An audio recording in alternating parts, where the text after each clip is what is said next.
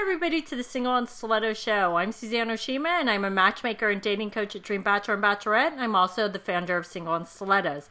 Today we have on our show David Steele, and he's a marriage and family therapist and relationship coach and founder of the Relationship Coaching Institute. And I'm so excited to have him here today because today we're talking about how to use the law of attraction to attract the right man.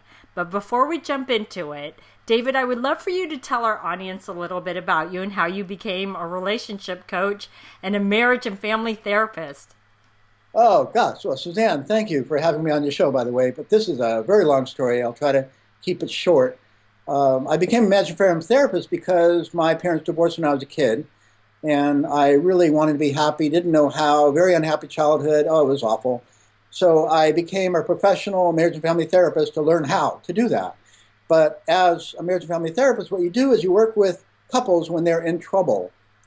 And after 10 or more years of doing that, I was burning out and saying, well, I'm passionate about marriage, I'm passionate about relationships, and, I want to find the love of my life for myself, and I got divorced twice during that time.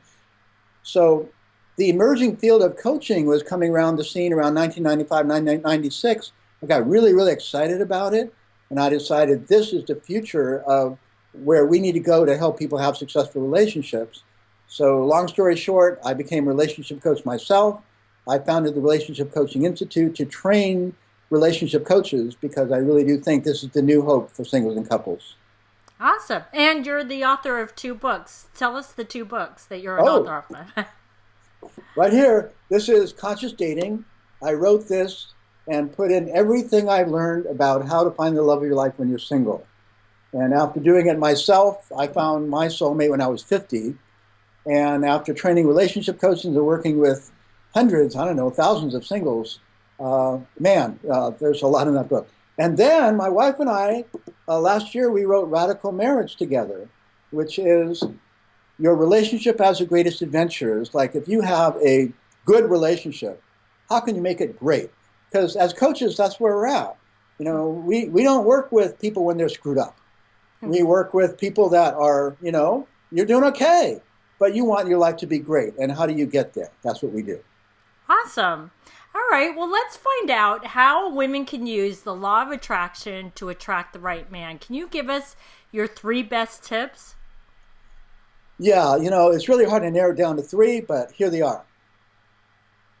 Okay, with my notes. Number 1, be ready. Number 2, don't settle. Number 3, take risk. So what that means is when you are ready, I'm ready for a relationship. I want to find the love of my life.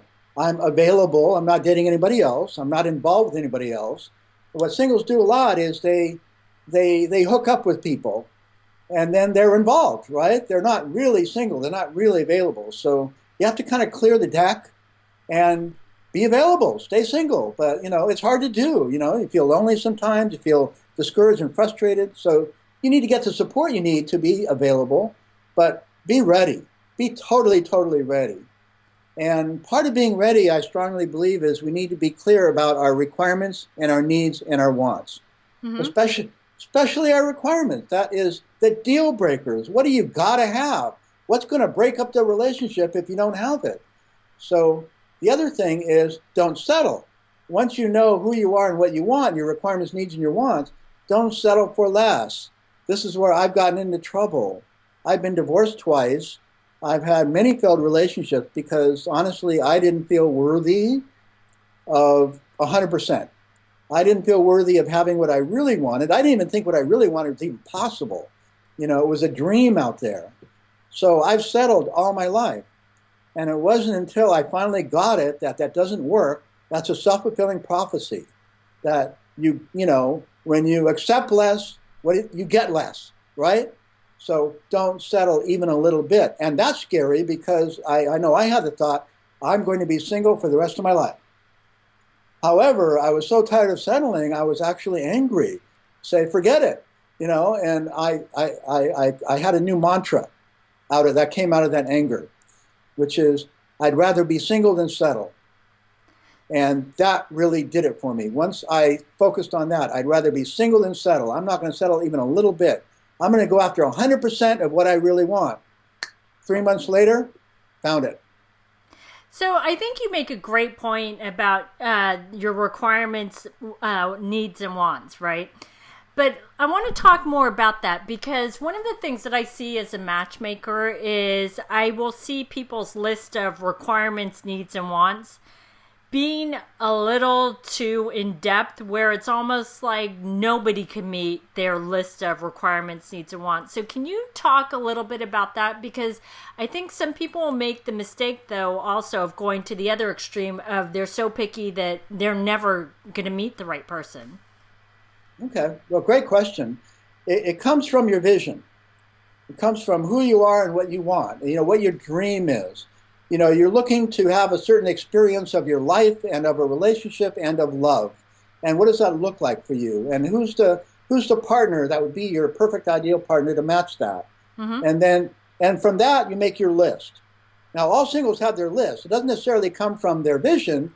It comes from, I don't want this and I don't want that, and they got it. Okay, that's okay. Make your list and make it as long as possible. Don't worry about having it too much. And then break it up into requirements, needs, and wants. And the way you do that is requirements are the deal breakers that you would absolutely break off this relationship if it wasn't met. Absolutely. It's black or white. It's unambiguous. The energy is so strong. Like, Suzanne, would you accept a relationship if your partner wanted to sleep around on you? No. You have very firm, strong energy about that. Exactly. That's exactly the measure of a requirement. Mm-hmm. And if there's any, and here's a test question. I love this test question. Suzanne, if you fell in love and you really, really, really, really, really wanted this to be the one, and you really wanted to work, mm-hmm. would you accept him sleeping around on you? No. Okay. See, that's the test question. If you fell in love, I'm in love, and I really want it to work. That's how we feel, right? Right. We're attached. Our whole being and our emotions are involved in this relationship. Mm-hmm. We really want it to work. But if this was missing, or if this wasn't happening, or if this was happening, I would have to break it off. Okay. There's things like people want children. Well, Suzanne, if you fell in love and you really wanted it to work, but he didn't want to have children, and you really did, and that was a requirement for you, would you have to break it off? The answer would be yes, if it's a requirement. Right. Now, if I ask you that same question and you say, well, maybe we can work it out, then it's not a requirement. Then you drop it into the need column. Got it. Now, needs are the difference between happiness and unhappiness. Mm-hmm. They don't necessarily cause a relationship breakup. A lot of it is solvable. There's some that's unsolvable, but even if it's unsolvable, you can live with it. Right. And then there's wants, and wants are the icing on the cake. Wants are what make life enjoyable. I want somebody tall, dark, handsome, and rich, who loves to ski and travel around the world. Those are all wants. The reality is that you can have a fulfilling relationship and not have any of those met. So that's sort of the difference. And so in relationship coaching, we apply test questions to each one to determine what's a requirement, what's a need, what's a want. And requirements are key. And what I found over the years is that there's a certain average number of requirements that people have. And it's not a million. We start off with a long list. By the time we whittle it down into what your absolute core requirements are, what would you guess would be the about average? 5, 10? Really good guess. Between 8 and 12. There you go. Generally. I've seen people have as few as 2 or 3. Mm-hmm. I've seen people have as much as 15. It's whatever it is. And you have to know and believe that you absolutely can find a relationship in which all your requirements can be met. Right. 100% of them. Don't settle even a little bit. The killer is what I call the 80% relationship. And this is what I've done all my life. I've gotten into a relationship saying, this is a great relationship, this is a great person, 80% of what I want is here. But then there's that 20%, oh man, well, maybe we can make it work, love conquers all. we'll see. Well, it's the 20% that really causes you not to be happy. But you're saying the 20% of the requirements, not 20% of, say, the wants, right? The whole package. Okay. It's the 80% relationship is this is 80% of what I'm looking for, 20% of is missing, and it could be requirements or needs or wants. Requirements are so key. If one is missing, it's not going to work. Right. But So, if say 20% of the wants, and the reason why I'm focusing on this is because you brought up a great point, is I want a man who's tall, dark, and handsome. Yeah, we all want that. But if he's not tall and he has a different color hair, maybe it's a little green or whatever it is that really what's going to be a deal breaker? Should we actually say, I'm not going to settle for that? Should I move on? No, because they're wants. Exactly. And that's what I want women to understand is that while those things are nice to have, it's not going to make or break a relationship. Right. You do not make your life decisions or your relationship decisions based on wants. Okay. That's what I wanted them to hear. That's exactly it. Yeah. Well, these have been some great tips. So, David, tell our audience how they can find you. Well, hold on. I promised 3.